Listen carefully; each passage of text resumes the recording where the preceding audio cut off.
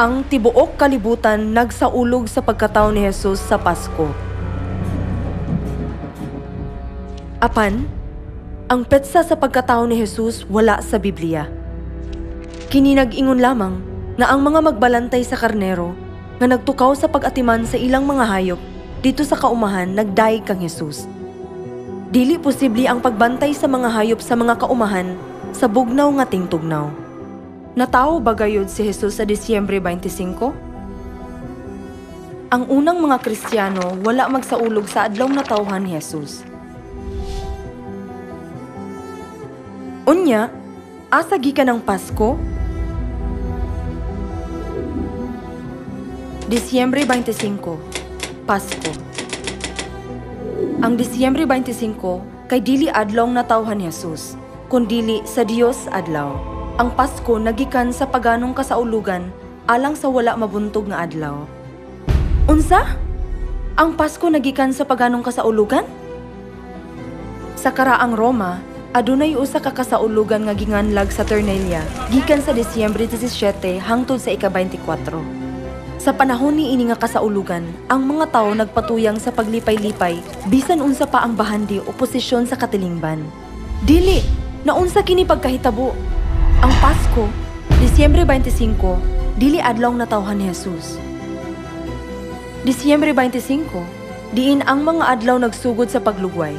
Giisip nga adlaw na tawhan sa Dios na si Mitra. Sa pasangil sa pagbungkag sa pagtuo kang Mitra, ang simbahan sa Romano Katoliko nalingaw sa kasaulugan pinaagi sa pag-ilis sa adlaw na tawhan sa Dios adlaw ngadto sa adlaw na tawhan ni Jesus. Ang Christmas tree nagikan sa paganong ritual sa pagsimba sa kahoy. Ang imahe ni Santa Claus nga adunay puti nga bungot sa pula nga biste gihimo kaniadtong 1931 alang sa Coca-Colaan.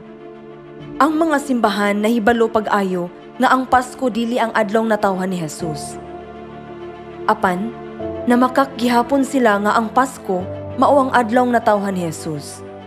Ang mga Kristiyano hingpit nga anaa sa kangit-ngit mahitungod niini nga kamatuoran.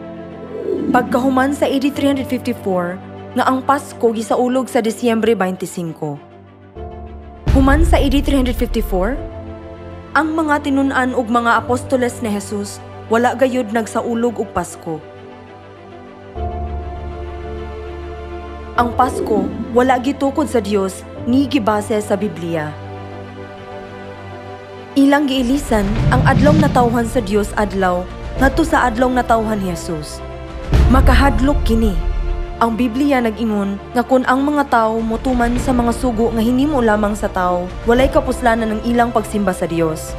Nasulat kini sa Biblia sa makadaghang higayon kung sa unsang paagi gilaglag ang mga Israelita pinaagi sa pagsunod sa paganong mga naandan. Sa disyerto sa Sinai, naghunahuna sila nga nagsimba sila sa Ginoong Dios, samtang nagsimba og Dios-Dios. Si Jeroboam, ang hari sa North Israel, nagsaulog og kasaulugan sa bulan nga iyang gipili, nga nag-angkon nga nagsimba sa Dios. Apan, kadtong nagbuhat og idolatriya, kay gilaglag silang tanan. Sa samang paagi, bisan kun sila moingon nga sila nagsimba kang Jesus sa Pasko, kini usa lamang ka idolatriya. Ang katapusan sa idolatriya mao ang kalaglagan.